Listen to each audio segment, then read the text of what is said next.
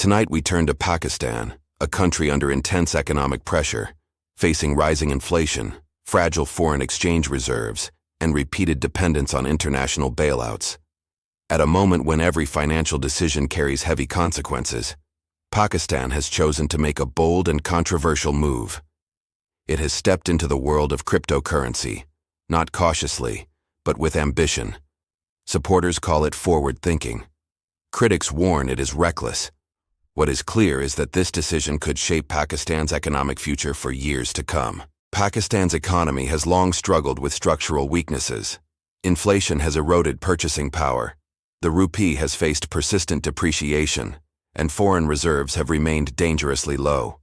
Overseas remittances have become a lifeline, keeping the economy afloat when exports and investments fall short. In this environment, the promise of faster, cheaper cross-border payments is deeply attractive.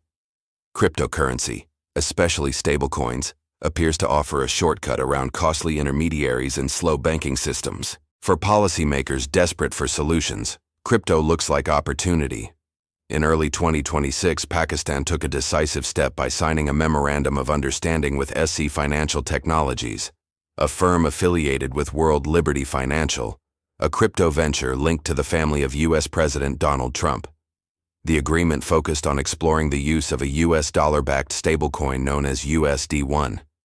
Pakistani regulators agreed to examine its potential for cross-border transactions and remittances, areas critical to the country's economic survival. This was not a routine financial experiment. It was a geopolitical signal. Engaging with a crypto venture connected to the sitting U.S. president's family immediately drew international attention. To supporters within Pakistan, the move was pragmatic. Aligning with American financial innovation, they argued, could attract investment and strengthen diplomatic ties. To critics, it looked like political courtship, blurring the line between national economic policy and foreign political interests. The controversy is amplified by Pakistan's complicated relationship with cryptocurrency. For years, the country treated crypto with suspicion. The State Bank of Pakistan warned financial institutions to stay away from digital assets, citing risks of fraud, volatility, and money laundering. Banks were discouraged from facilitating crypto transactions, and regulators repeatedly emphasized that cryptocurrencies were not legal tender. Yet despite official resistance, crypto trading flourished underground. Millions of Pakistanis used peer-to-peer platforms and foreign exchanges, operating outside any meaningful consumer protection. This gap between policy and reality eventually forced a change. In 2025, Pakistan established the Pakistan Virtual Assets Regulatory Authority, known as PVARA. The goal was not to fully embrace crypto but to control it. The creation of a regulator signaled acknowledgement that crypto was not going away. Still, legal clarity remained limited.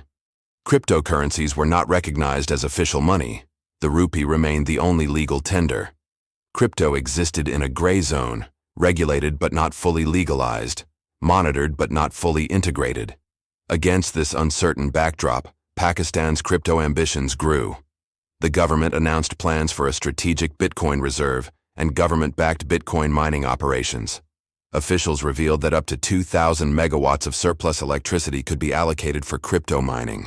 Proponents argued that Pakistan had unused energy capacity during off-peak hours and that mining could turn wasted power into revenue. They claimed it could attract foreign investment and position Pakistan as a regional digital hub. But the announcement sparked fierce debate. Pakistan routinely experiences power shortages and load shedding.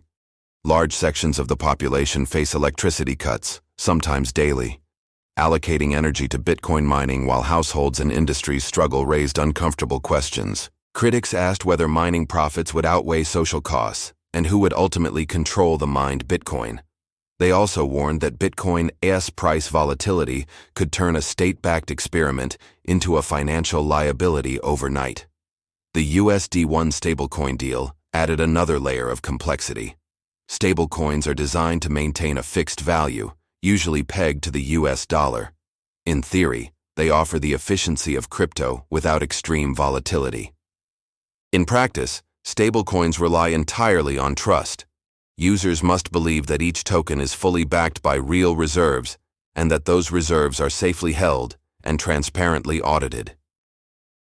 The global crypto industry has already witnessed stablecoin failures, where pegs collapsed and billions of dollars vanished. For Pakistan, reliance on a foreign-linked stablecoin introduces significant risks. Questions immediately arise about where the reserves backing USD1 are held, which legal system governs disputes, and what protections exist for Pakistani users if the issuer fails. There is also the issue of currency sovereignty. If stablecoins gain widespread use, they can reduce demand for the local currency, encourage informal dollarization, and weaken the central bank's ability to control monetary policy. For an economy already vulnerable to capital flight, this is a serious concern. Pakistan's crypto push also complicates its relationship with international financial institutions. The country remains dependent on the International Monetary Fund for financial support. The IMF has historically expressed skepticism toward unregulated digital currencies, particularly when they threaten capital controls or financial stability. Aggressive crypto experimentation could raise red flags in ongoing or future bailout negotiations. There is also the matter of global compliance. Pakistan only recently exited the Financial Action Task Force Grey List, a designation that damaged its financial reputation and restricted access to global banking channels. Poorly regulated crypto adoption could revive concerns about money laundering and illicit financial flows. Even the perception of weak oversight could be enough to trigger renewed scrutiny. Beyond institutions and geopolitics lies the human impact. Crypto markets are complex and unforgiving. Without widespread financial literacy, ordinary people are often the ones who lose the most. Pakistan has already witnessed crypto-related scams and fraudulent investment schemes. Influencers promote risky tokens, promising quick profits to an audience desperate for economic relief. When markets crash, it is not governments or corporations that suffer first, but individuals who invested savings they could not afford to lose. This raises a fundamental question. Who truly benefits from Pakistan's crypto gamble? Political leaders gain headlines and international attention. Foreign crypto firms gain access to a large underbanked population. Early investors may profit, but the risks are socialized. If experiments fail, the economic fallout will affect the broader population. There is no denying that digital finance represents the future.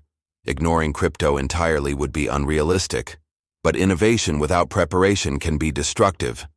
Crypto demands strong institutions, clear laws, independent oversight, and public education. Pakistan currently struggles in all these areas. Introducing high-risk financial tools into a fragile system magnifies existing weaknesses. The political dimension of the Trump-linked deal further complicates matters. Financial policy tied to individual political figures is inherently unstable. Administrations change, alliances shift, and what seems advantageous today may become a liability tomorrow. National economic strategy cannot rest on personal or political connections. Pakistan now stands at a crossroads. One path leads toward careful, regulated innovation, gradual reform, and genuine financial inclusion. The other leads toward speculation, external dependency, and potential instability. Cryptocurrency is neither a cure-all nor an inevitable disaster. It is a tool. Whether it strengthens Pakistan or weakens it depends entirely on how responsibly it is used. At this moment, the gamble is real, and so are the risks.